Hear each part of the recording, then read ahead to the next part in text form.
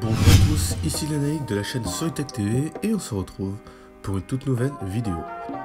Aujourd'hui je me suis mis au défi de programmer un bot Discord. Je vais donc vous expliquer tout le processus qui m'a permis de programmer mon premier bot Discord. Pour ceux qui ne sauraient pas, Discord c'est un service de messagerie instantanée, vocale et texte spécialement conçu pour les gamers. Enfin, ça c'était avant le confinement. Petite pensée pour tous les étudiants qui ont cours sur Discord. Bref, Discord met à disposition de tous ses utilisateurs un portail de développeurs permettant de créer des bots. Mais pas seulement, vous pourrez aussi télécharger des bots déjà existants pour pouvoir améliorer votre serveur. Alors, à quoi vont servir les bots? En gros, la majorité des bots permettent de modérer un serveur, de faire écouter de la musique. Et la dernière catégorie, les chatbots, ce sont des bots qui communiquent un peu comme des humains. Mon défi aujourd'hui sera de réaliser un bot Discord permettant d'extraire des informations sur Wikipédia. Je m'explique. En gros, vous allez taper !wiki avec le mot que vous voulez chercher et le bot va vous renvoyer le premier paragraphe de l'article Wikipédia lié à ce mot. Pour commencer, il y a une phase de recherche. Je vais donc chercher tout le matériel qu'il me faut pour réaliser ce bot, ainsi que les différentes documentations des API que je vais utiliser. Après quelques minutes de recherche, je découvre qu'il existe un module Node.js permettant d'interagir avec l'API Discord. Ce module s'appelle discord.js. Je trouve cette bibliothèque vraiment intéressante car on peut vraiment interagir avec l'API en quelques lignes de code. C'est de la programmation orientée objet, ce qui rend vraiment le tout plus simple en fait. Et surtout, une chose assez importante avec cette bibliothèque, c'est que tout est basé sur les promises, ou promesses en français, en JavaScript. Les promises en JavaScript, c'est un domaine assez complexe, on va pas se le cacher. Et donc, je vais essayer de vous l'expliquer de la manière la plus simple possible.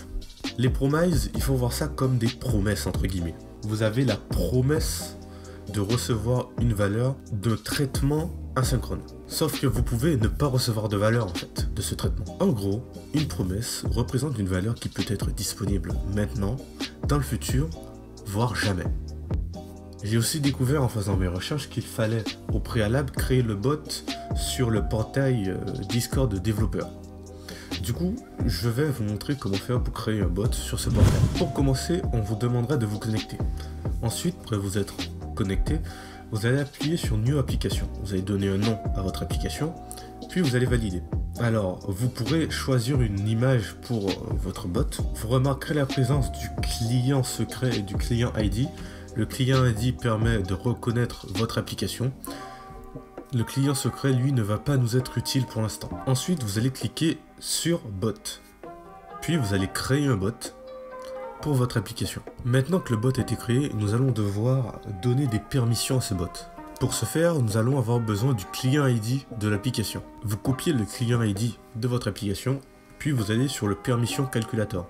Vous aurez le lien dans la description évidemment. Ce site vous permettra de donner différentes permissions à votre bot, comme le fait de lire des messages, le fait de pouvoir envoyer des messages, le fait d'avoir le niveau administrateur, etc.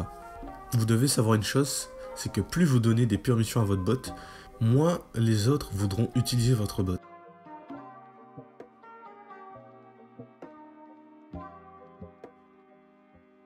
Avant de commencer à coder, on va préparer notre espace de travail. Pour commencer, il faudra installer Node.js. Si vous êtes sur Ubuntu, il ne suffira qu'une ligne de commande pour installer le logiciel. Pour Windows, vous allez devoir télécharger un exécutable sur le site officiel.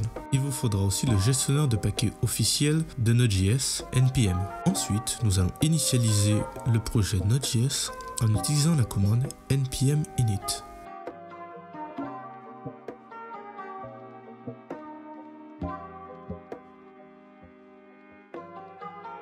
Vous remarquerez l'apparition d'un fichier un peu étrange, package.json. Ce fichier contient toutes les informations de votre projet Node.js. Vous trouverez aussi dans ce fichier la liste des dépendances de votre projet. Maintenant, nous allons installer les dépendances dont nous avons besoin.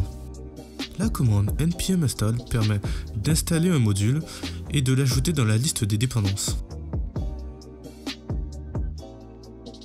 Maintenant, je peux commencer à coder. Pour commencer, la première étape sera de créer un petit programme pour se familiariser avec la bibliothèque Discord.js. J'ai donc créé un programme qui captait le message envoyé par l'utilisateur, qui vérifiait si dans ce message il y avait le point d'exclamation wiki et qui renvoyait le mot à rechercher. Plutôt basique, je sais, mais au moins ça permet de comprendre comment fonctionne la bibliothèque. La première ligne que j'écris permet d'inclure le module discord.js dans le code. Ce module sera utilisable via la variable discord. Juste après, on déclare la constante bot. Il s'agit du principal centre d'interaction avec l'API Discord. Discord.client est un constructeur, d'où le fait qu'il y ait un new juste avant. Il construit un objet du type client. La classe client possède une méthode on.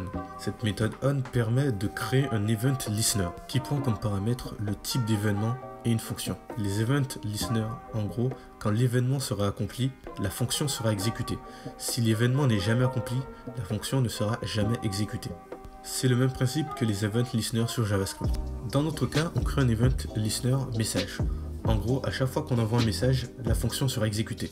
Le problème, c'est que nous, les seuls messages qui nous intéressent, c'est les messages commençant par point d'exclamation wiki. Du coup, on va utiliser une expression régulière pour vérifier si le message est bien conforme.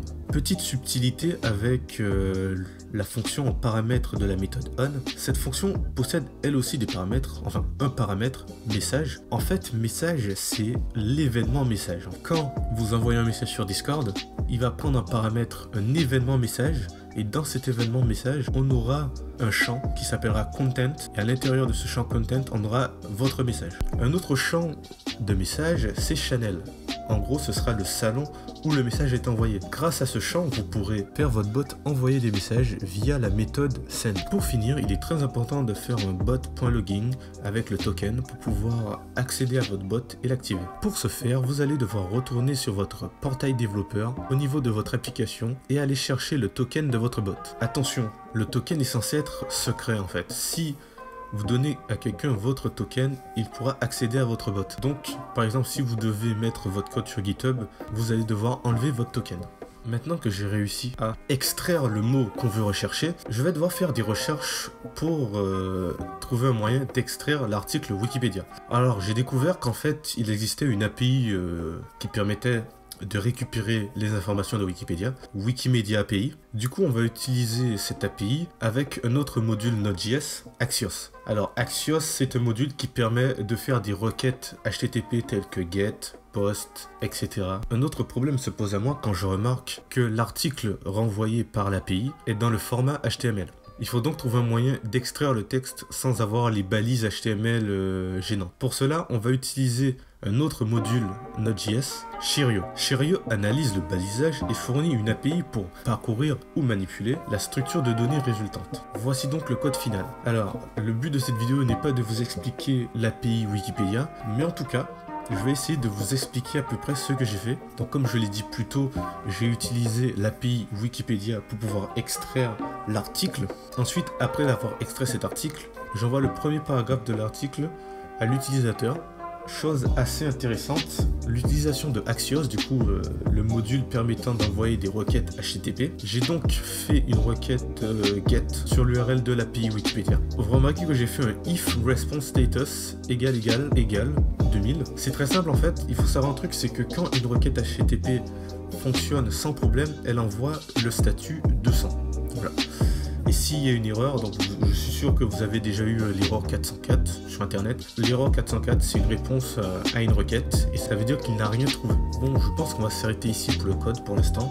Il reste encore des choses à faire comme la gestion des erreurs. Par exemple, si au lieu de recevoir les informations de l'article, on reçoit une erreur de la part de Wikipédia, il faudrait pouvoir faire la différence entre les deux messages pour pouvoir envoyer à l'utilisateur un message d'erreur, parce qu'ici le message d'erreur que j'ai mis ne fonctionne seulement si la requête renvoie une erreur 404. Merci à tous d'avoir regardé ces vidéos, c'était Naik, et d'ici là, à dans notre soleil.